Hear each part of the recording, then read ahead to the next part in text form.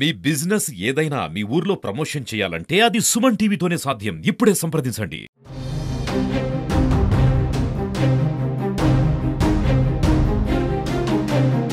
ఆనందం వెంటనే ఆనందం వెంటనే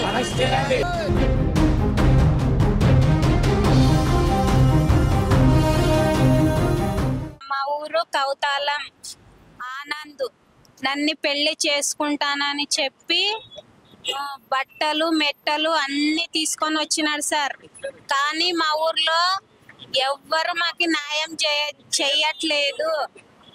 పోలీస్ స్టేషన్ తొలుకొని వెళ్ళినాడు. 4 గంటల నుంచి 7 గంటల వరకు అక్కడే కూర్చోబెట్టుకున్నాడు సార్.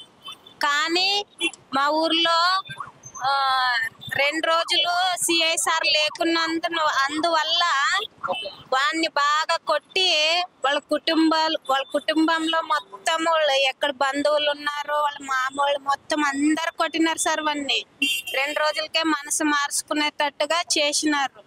తర్వాత నేను అడిగితే నేను నిన్ను పెళ్లి చేసుకోను, నీ కడుపులో బిడ్డకి నేను ఏదో ఒకటి మా పెద్దలను అడిగి డబ్బులు కడతామని చెప్పినాడు సార్ నా ముందు.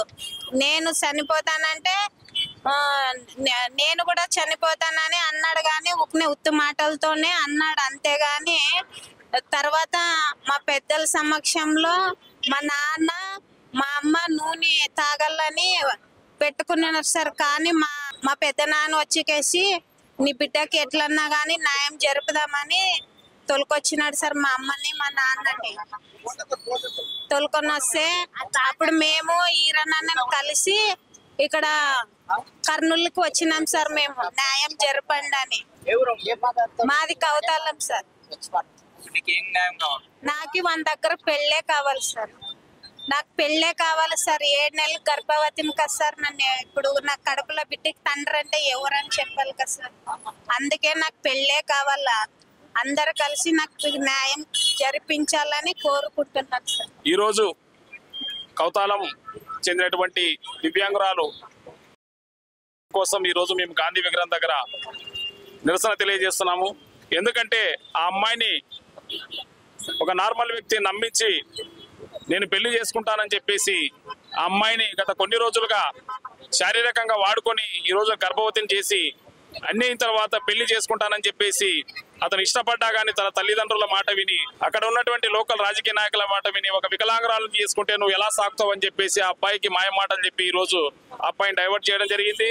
అదేవిధంగా ఆ డైవర్ట్ చేసే సందర్భంలో కూడా ఆ అమ్మాయి మీద మానసికమైనటువంటి మాటలు ఎన్నో, నువ్వు గుడ్డిదానివి నువ్వు ఎలా పని చేస్తావు ఇక్కడ వచ్చి వీళ్ళకి అని చెప్పేసి మానసికంగా అమ్మాయిని చాలా నిరుత్సాహం గురి చేశారు. అదేవిధంగా ఏదైతే ఎవరైతే అమ్మాయిని మానసికంగా లేదంటే ఈ అబ్బాయిని తప్పుదోవ పట్టించారో వాళ్ళందరిపైన ప్రభుత్వం వారు తగు చర్యలు తీసుకొని ఆ పాపకి న్యాయం జరిగే విధంగా చేయాలని మేము ఈరోజు ఎస్పీ గారిని అదేవిధంగా జడ్జి గారిని కూడా కలవడం జరిగింది.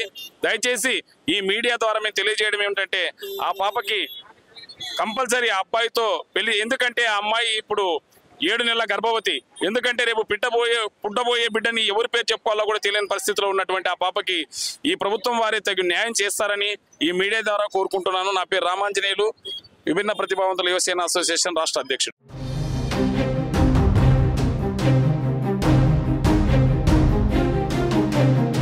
ఆనందం వెంటనే ఆనందం వెంటనే